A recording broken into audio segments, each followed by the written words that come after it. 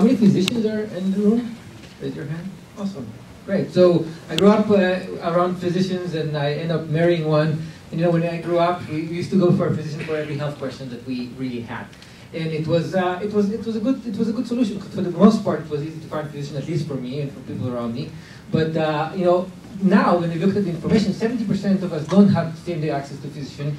We want our physician to know us much better and to understand us much better and to communicate to us, because access is not as easy as it was, at least for me, but maybe for you too. So we go to the internet, you know, either online or use mobile devices, and this is a great solution, right? So 80% of us do go to the internet, 1.2 billion queries on health on Google a month, and 3 or 4 other billion queries. So we have a solution. So we're all good. Is it true? Susanna Fox may tell you about their research that shows how helpful people think is health information on the internet. If you look at this bracket, it shows how many people think it don't help at all. I don't know if it surprised you or not, but that's the reality.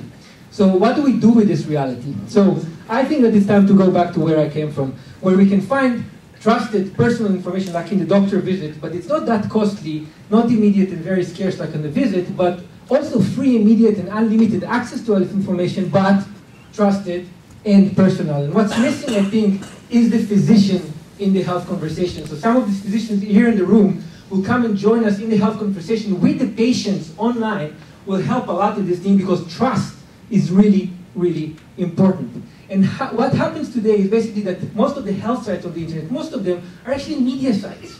And the physician sites on the internet are doctor rating sites, where you can find a physician according to the decor in their waiting room, or according, if you like, the magazines that they're displaying there.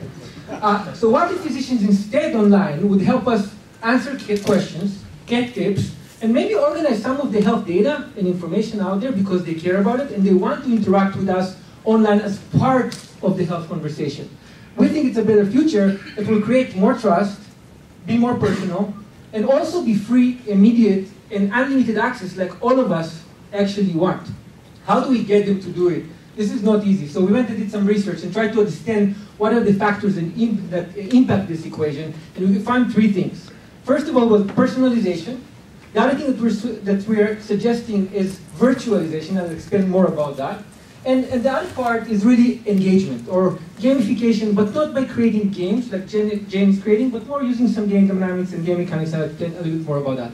Why personalization? And I can explain to you more about it later, because most of the health answers are starting with the 2 words, it depends, right? So we need to understand who the patient is in order to really give a real answer.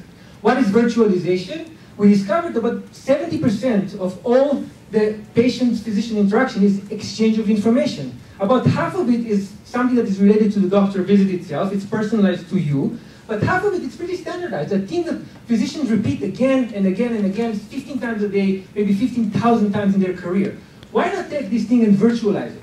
Make it available to you as a patient before you see the physician or between doctor visits, and not have the physicians repeat these things again and again and again. And what if this health information virtualized is the way for you to find a physician that is right for you, rather than find them according to the decor in the waiting room, right? So this is a little bit of a better way. So we're thinking that virtualizing information is really important. Engagement, because most of the health information that exists out there is not that engaging, but not only for patients, but also for the physician themselves. So how do we get physicians engaged in the health conversation? So we thought about this game that's called Answers and Actions from Trusted Physicians, but it's not really a game, but it's really realigning incentives again. So how can we get this whole notion of physician being incentivized without being paid for it immediately to actually get involved? So we still thought about offering them leadership. Let them lead the conversation. Get the recognition and reputation. You know, my grandmother wanted me to be a physician because she thought it's a great reputation, but today I'm not sure that physicians are where they were when I grew up. What about if we help them with distribution so they can find patients according to their knowledge once again, and not according to the decor in the waiting room? What if we can help them save time during the visit, that they don't need to repeat again and again the same information, and maybe they can make some more money, but maybe they can actually get better care, because now you as a patient can go home and spend as much time as you want with the information that they provide there from your physician, and help them do good not only to you as a patient, but for many other people overseas that don't have access to health information at all. Isn't that a little bit of a better future than what exists today? So for all the physicians that are here, raise your hand again. Thank you for everything that you're doing. I really hope there'll be more physicians here in the next Health Food. Thank you.